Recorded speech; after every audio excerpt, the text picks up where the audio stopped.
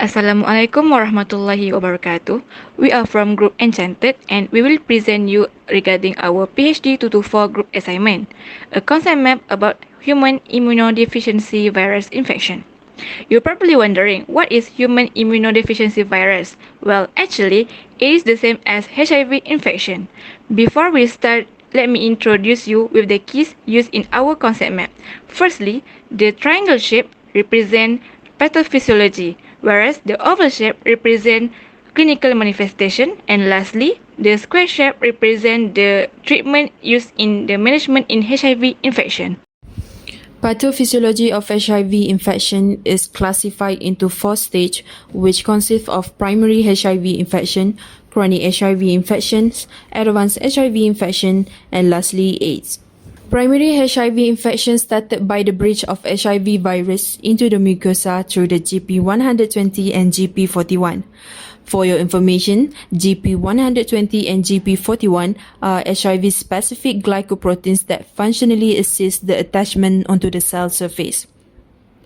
The virus will bind to the molecule surface of dendritic cells.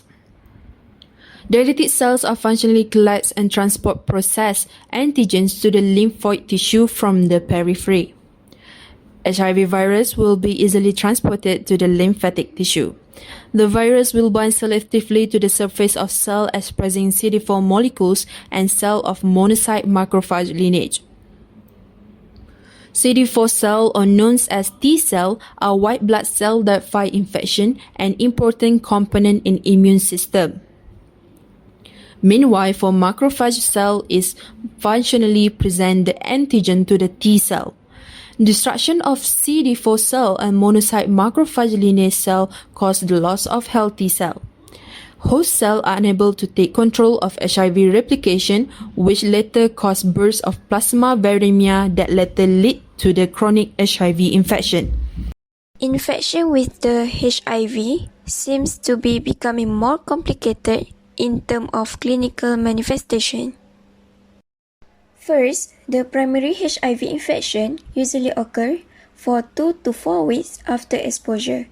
Its majority typical symptoms are fever, malaise, muscle and joint pain, which are arthalgia and myalgia, sore throat, and diarrhea. In this stage also can occur asymptomatic, which no symptom occurs.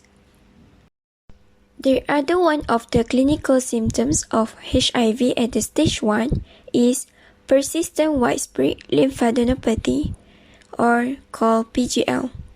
If a person infected with HIV has lymph nodes greater than 1 cm in diameter, they are termed to have PGL that have been present for at least 3 months. Lymphadenopathy size may gradually decrease as the illness progresses.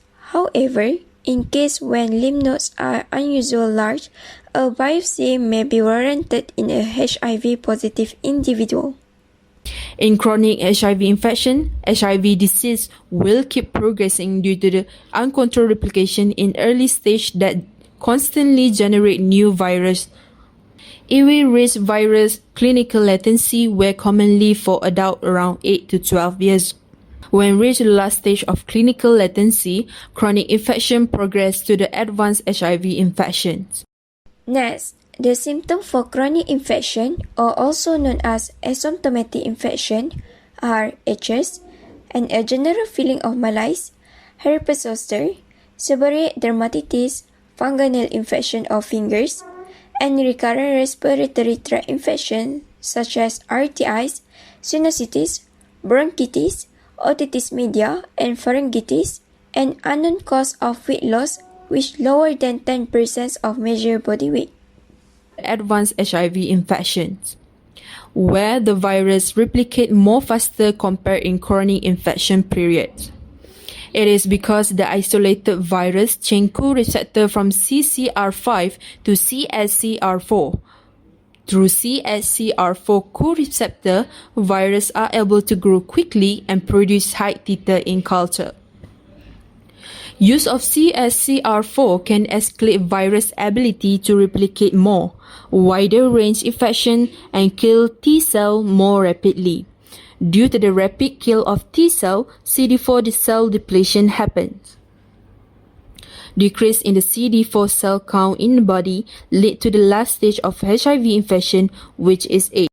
Furthermore, in advanced or symptomatic HIV, the symptom includes Mycobacterium tuberculosis, recurrent oral and vaginal candidiasis, and varicella zoster virus, Streptococcus pneumonia, chronic diarrhea, severe weight loss, and oral hairy leukoplakia. If there is no sign sickness for HIV, anemia, thrombocytopenia, unexplained weight loss, lymphadenopathy, gastrointestinal difficulties, skin problems, and abnormalities on cervical screening may all be indicators to the diagnosis at this time. The last stage of HIV infection, which is AIDS.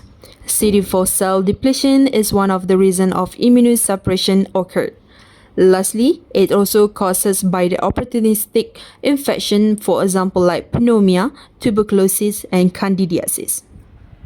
In the fourth phase of HIV infection, sometimes known as acquired immunodeficiency syndrome, AIDS, a few symptoms include pneumocystis pneumonia, cerebral toxoplasmosis, esophageal candidiasis, diarrheal illness, herpes ulcerations with more than 1 month, atypical mycobacteria, and Kaposi sarcoma.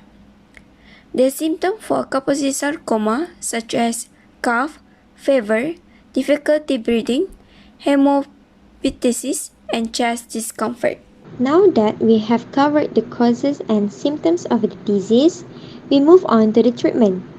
All HIV-infected patients should all be administered with combination of antiretroviral drugs, especially for patients that have severe or advanced symptoms, patients with a CD4 cells count below than 350 cells per cubic millimeter, and all HIV-infected women who are pregnant. It is not a good idea to use just one antiretroviral drug to treat HIV. This is because there is a chance of drug resistance and the treatment will likely to be failed. Currently, there are 6 classes of antiretroviral drugs that are available in Malaysia, which are nucleoside or nucleotide reverse transcriptase inhibitors or NRTI, non-nucleoside reverse transcriptase inhibitors NNRTI, protease inhibitors PI, integrase inhibitors, fusion inhibitor, and CCR5 antagonists. According to the Malaysian Society for HIV Medicines, the recommended first-line antiretroviral therapy is the combination of 300 mg of tenofovir disoproxil fumarate or TDF, 240 mg of emtricitabine or FDC, and 600 mg of efavirenz or EFV once a day. For patients who are tolerant to NNRTI, they may be given with the combination of 300 mg of tenofovir disoproxil fumarate, 240 mg of emtricitabine, and 50 mg of dolutegravir once daily. The goal of antiretroviral therapy is to get a good treatment result and improve patient's condition. On the other hand, antiretroviral therapy can be failed considering some factors such as development of drug resistance, comorbidities, and non-compliance. Hence, second-line antiretroviral therapy regimen is recommended. Patients may be given with 250 mg or 300 mg of zidovudine and 300 mg of lamivudine once daily. Otherwise, patients also can be given with 600 mg of darunavir and 100 mg of ritonavir twice daily. However, there are still many drugs available for HIV management. There are some factors on selecting the drugs. For instance, drug effectiveness, drug-drug interactions, dose frequency, and comorbidities. Now that You have learned about pathophysiology, clinical manifestation, and treatment used in HIV infection. I hope that you will gain better understanding about this infection. See you again. Bye bye.